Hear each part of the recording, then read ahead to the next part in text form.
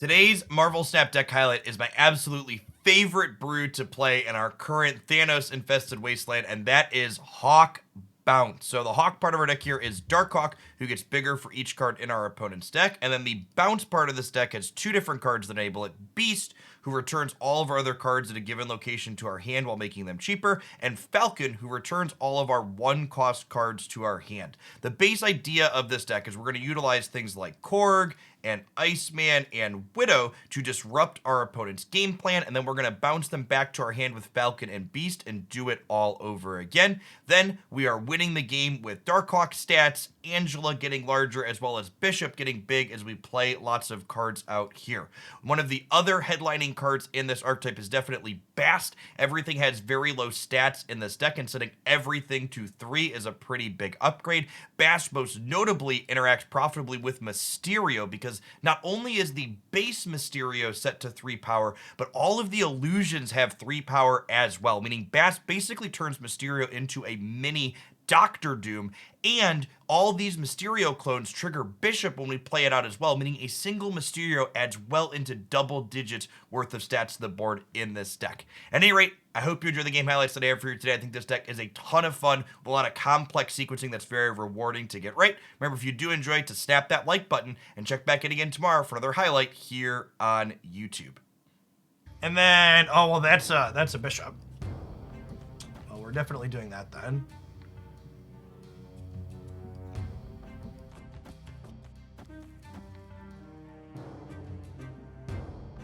Great, I'm doing this.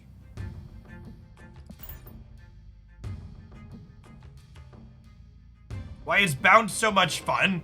Because figuring out optimal permutations of playing your cards up and down is very satisfying.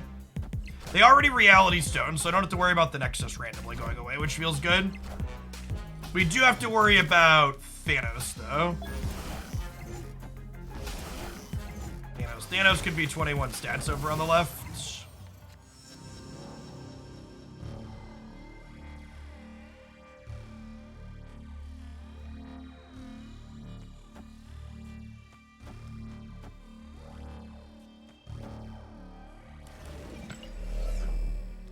You do this, into this, into this, into this. I think I need to avoid Leech.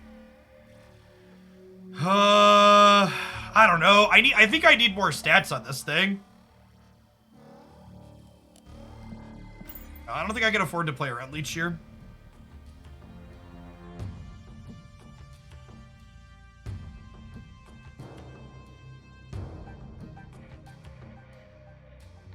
That's correct, New Angel. Fast turns all your Mysterios into 3 power, gives you like a mini Doctor Doom. Hobgoblin could be not great for us, that's true.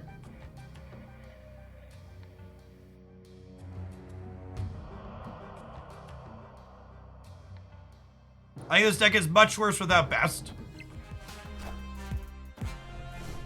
I've played a lot of different versions of this deck, and this is the first one I have played that has felt remotely playable.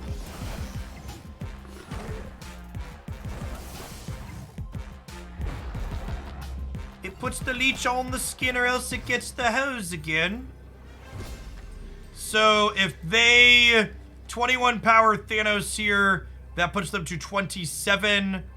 Chavez is +9 with the Bishop. That puts us to 26. This puts us to 27. This puts us to 28. We're beating 21 power Thanos.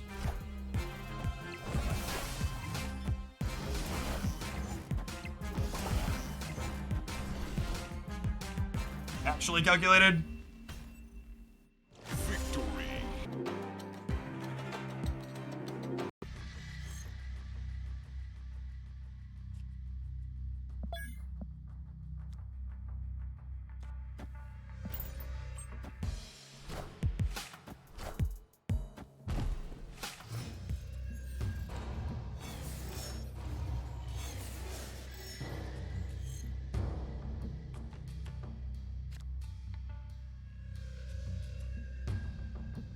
Well,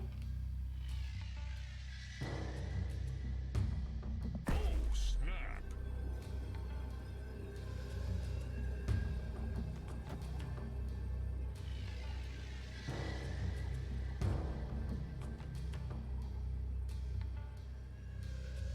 kind of just want to play bishop over here, honestly.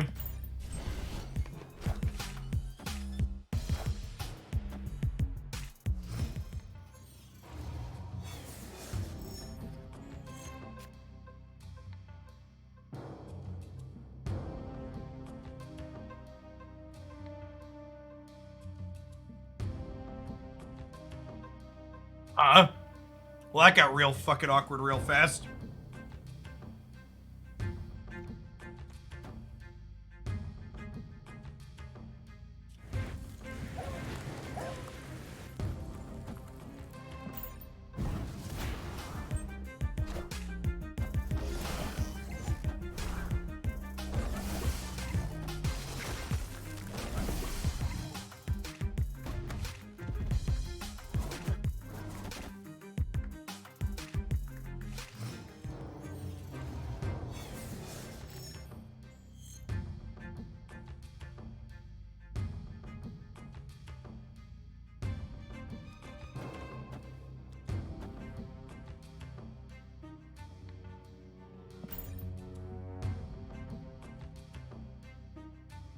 Our bishop's gonna be real big.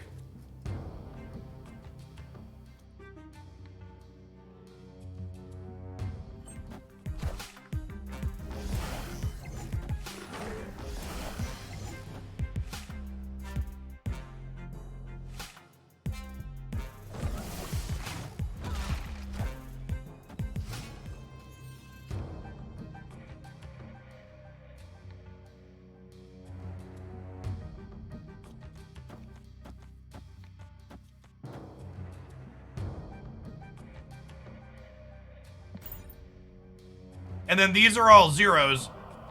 So next turn I get to go Chavez, Sunspot, Demon in the middle.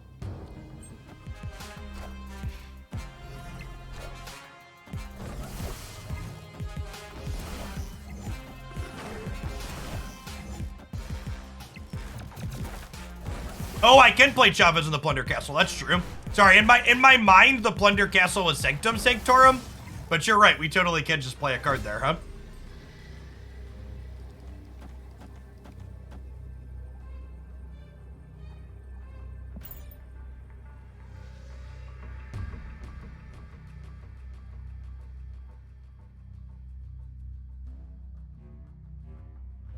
Just casual 18 power bishop, no big deal. Maybe a wee bit above average for the card.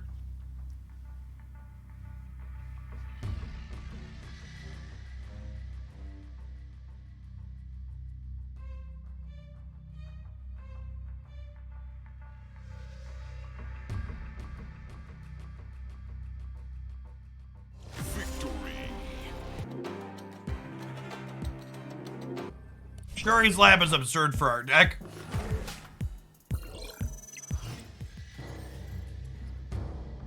I would like to give 2 words of warning if you are looking at this deck and you're thinking about picking it up.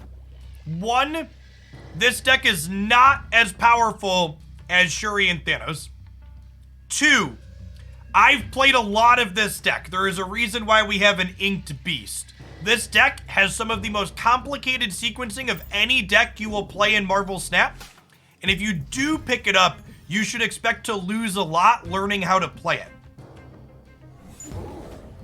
And again, none of those things are to say you shouldn't give it a try. This deck is a ton of fun. But I just want to set expectations to reasonable for people that haven't touched it before.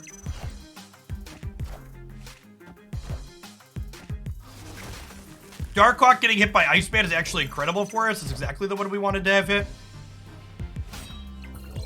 Nithorn, thank you for the 5 months. Welcome back.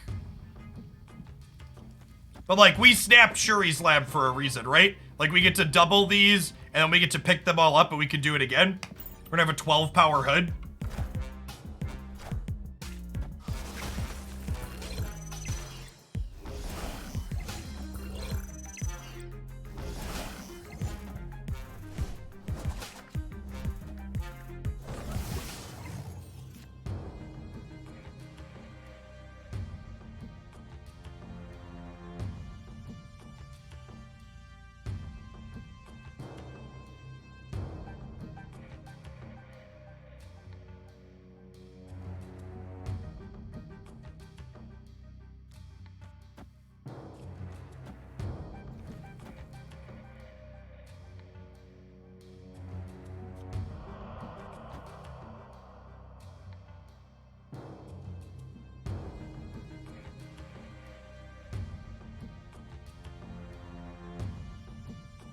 Sorry, I'm muted. I think we do this, and then next turn we have Darkhawk plus Demon.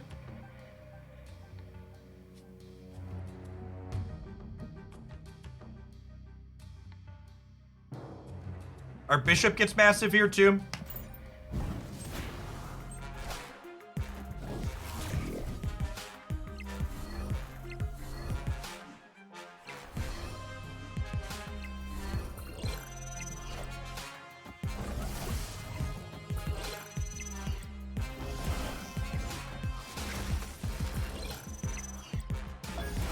They have 4 cards in hand. They're all swarms. Mysterio does double into Shuri's lap here, so we're 28 to 28 on the left.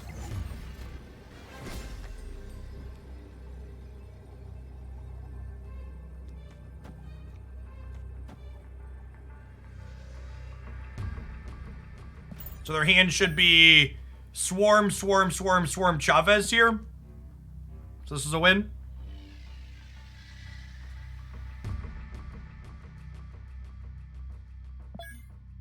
Our Hawk is not particularly large over here. Only 6. We didn't draw any of our enablers for that, but it's still fine.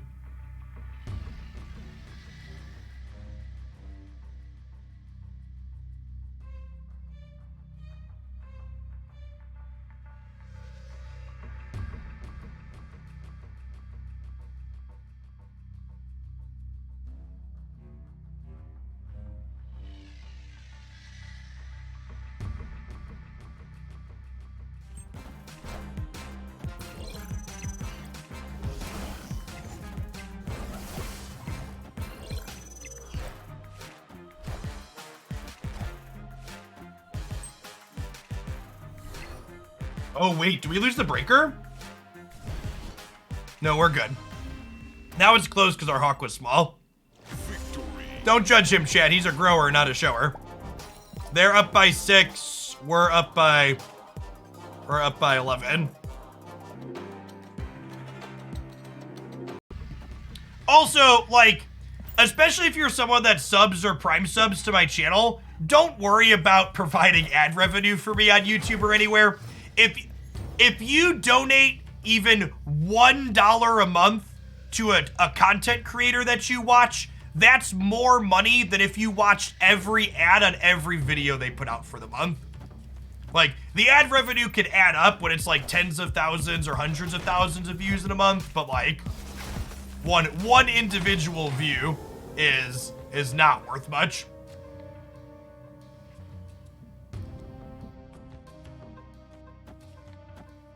Hey, Easy Cube, thanks for the prime. I think with the Falcon draw, I snapped them here. Hand's pretty good. Yes, so YouTube Premium actually pays the creator the ad revenue as though the person watching the video watched the ads, is my understanding. So I have a separate YouTube Premium ad revenue ticker on the YouTube side.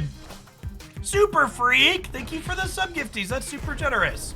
And Mad Max on Twitch, thanks for dropping off the primer. All right, so there's Shuri stuff. Now, something that you need to understand about the Shuri matchup if you're going to play this deck.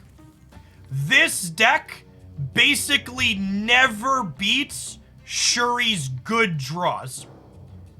However, Korg, Iceman, and Black Widow often make it so they don't get to have their best draws against you. Is the basic idea for this matchup. That sucks, losing the HUD trigger here.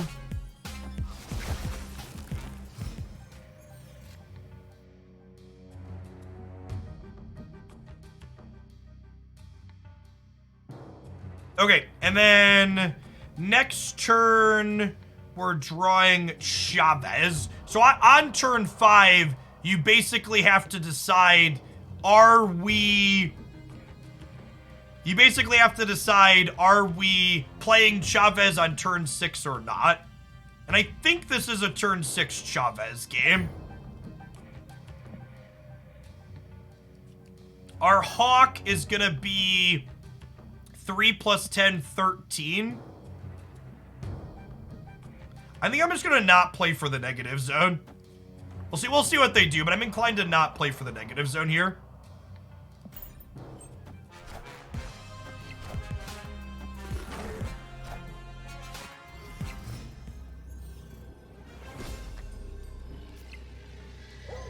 And then this is 11 here, and it's -3 off the lizard.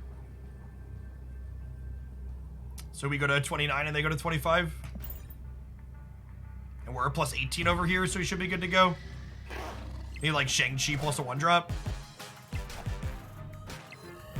Yeah, this is again basically exactly like I expect this matchup to go. They didn't have Shuri on 4, but our deck makes them less likely to have Shuri on 4. That's all for today. Snap the like button if you enjoyed it, and check back in again tomorrow for another highlight.